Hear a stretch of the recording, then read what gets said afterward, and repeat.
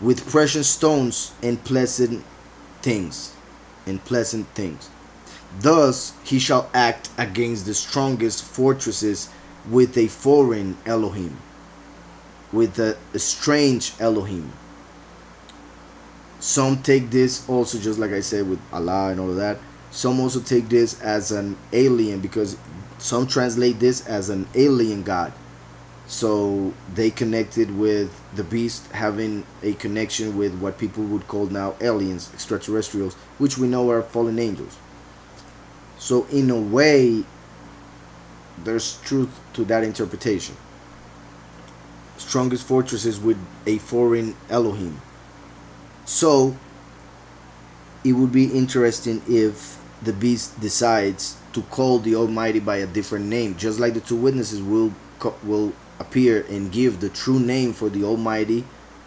It would be interesting if the beast comes up with a different name or a different title than most people use, just to make a difference between the one that people think they worship and the one that the beast worships. However, we need to understand that Mashiach was speaking to Daniel way back in the day, about 500 years before he came in the flesh. So the people of Daniel were the people of Yahweh. That's why he's saying that he will worship one whom the fathers did not know or did not worship. Also, the fact that it says, thus he shall act against the strongest fortresses with a foreign Elohim, foreign mighty one, could have already been fulfilled by the time Mashiach came, when Mashiach told in John 8 the Pharisees that they were sons of Satan. That's why they were worshiping Satan, which was actually a foreign god, an strange Elohim, because that's not Yahweh, the one of Israel. Just want to make that clear. So my point is that even if he appears just claiming God, God is a foreign Elohim. That's why we don't claim him. That's why we don't call on God. We don't call on the Lord, because that is foreign from Israel. We are the people of Yahweh, the Almighty, Sovereign, King, Shaddai. So the fact that they worship another, even though they claim is the same in the scriptures, is already fulfilled. Hope that's clear. So thus he shall act against the strongest fortresses with a foreign Elohim, which he shall acknowledge. So he will speak of a mighty one.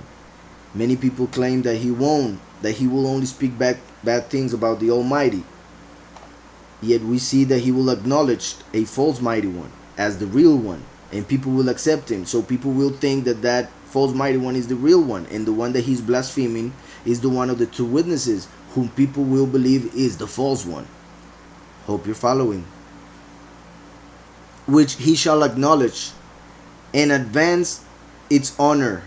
That's amazing. So the beast will work hard for the honor of the alien god, of the false Elohim, to be acknowledged and accepted by the world. That's why he will bring the abomination of desolation. Also, it's interesting that he's foreign, because if you see Jesus, he is not Israelite.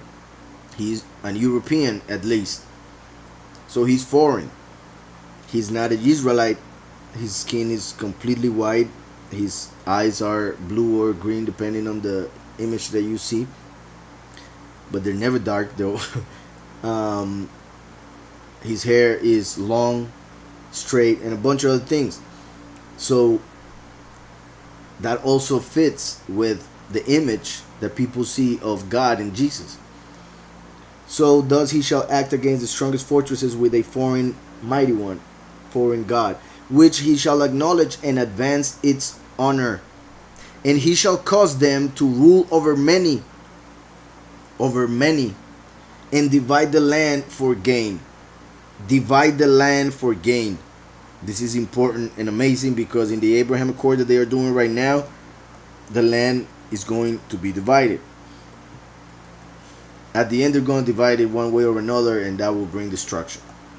As Yahushua said, division brings the fall. So